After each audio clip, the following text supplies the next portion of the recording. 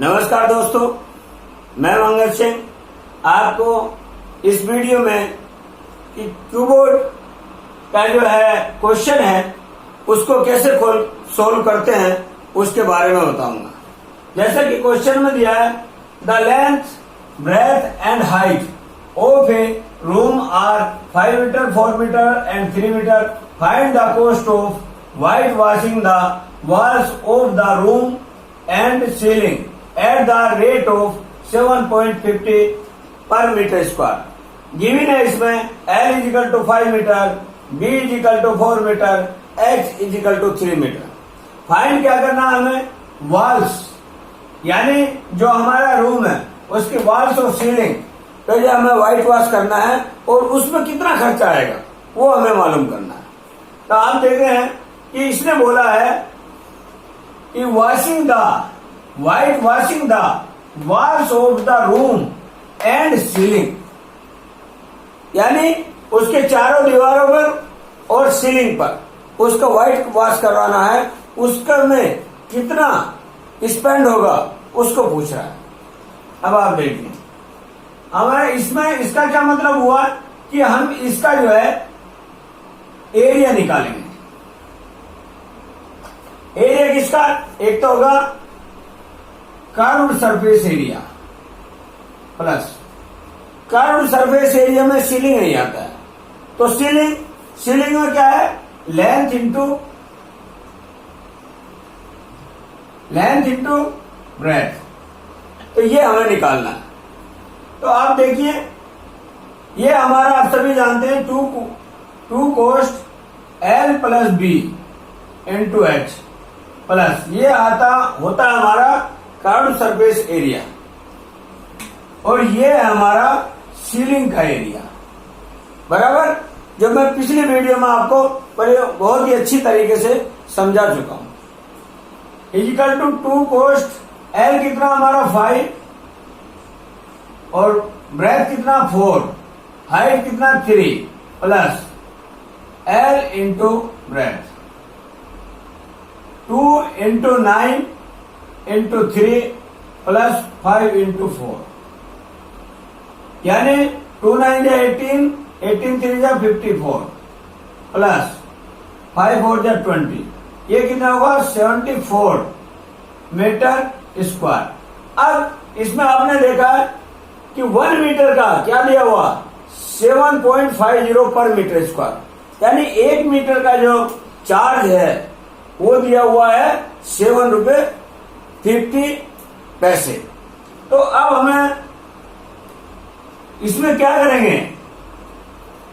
7 रुपए 50 की मल्टीप्लाई कर देंगे। तो इससे हमारा क्या आ जाएगा? क्योंकि इसमें दे रखा है कि द रेट ऑफ 7.50 पर मीटर स्क्वायर, यानी 1 मीटर का खर्च जो है 7 रुपए 50 पैसे आता है। तो 74 का कितना आएगा? तो 74 की मल्टीप्लाई कर दी, ये आएगा 555.00। तो ये हो गया 555 रुपीज। ये इसका आंसर हुआ।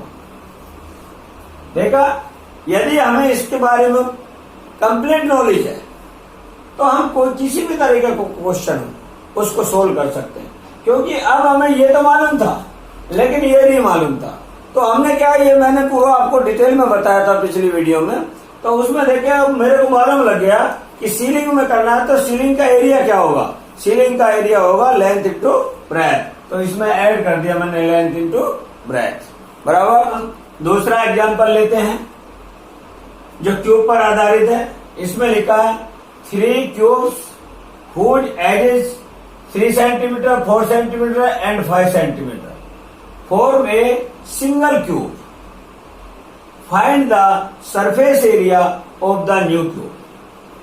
यानी इसमें दिया है कि 3 साइडें दी हुई हैं, 3 मतलब क्यूब दिए हुए हैं, उनको तीनों क्यूब को मिलाकर एक सिंगल क्यूब बनाया हमने और वो जानना चाहता है कि उसकी एजेस क्या है।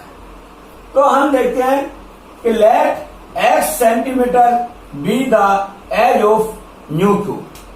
तो x is equal to x की क्यूब, इसका वॉल्यूम निकाल लेते हैं।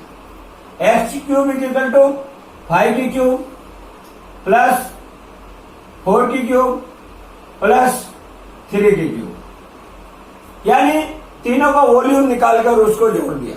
जब भी कोई ऐसा एक बनाया जाता है किसी को मेल्ट करके या मिलाकर, तो उनका हमेशा वॉल्यूम निकाला जाता है।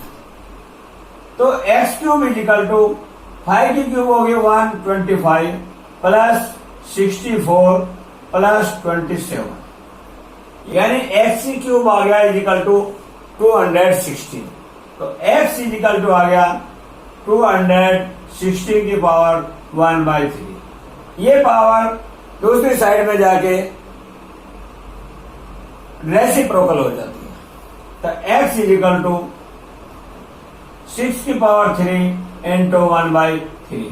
3 से 3 कट गया तो x इज इक्वल टू आ गया 6 सेंटीमीटर। यही हमारा आंसर है।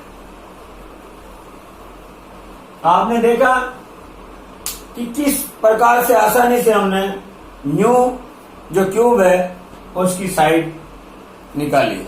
थैंक यू, धन्यवाद।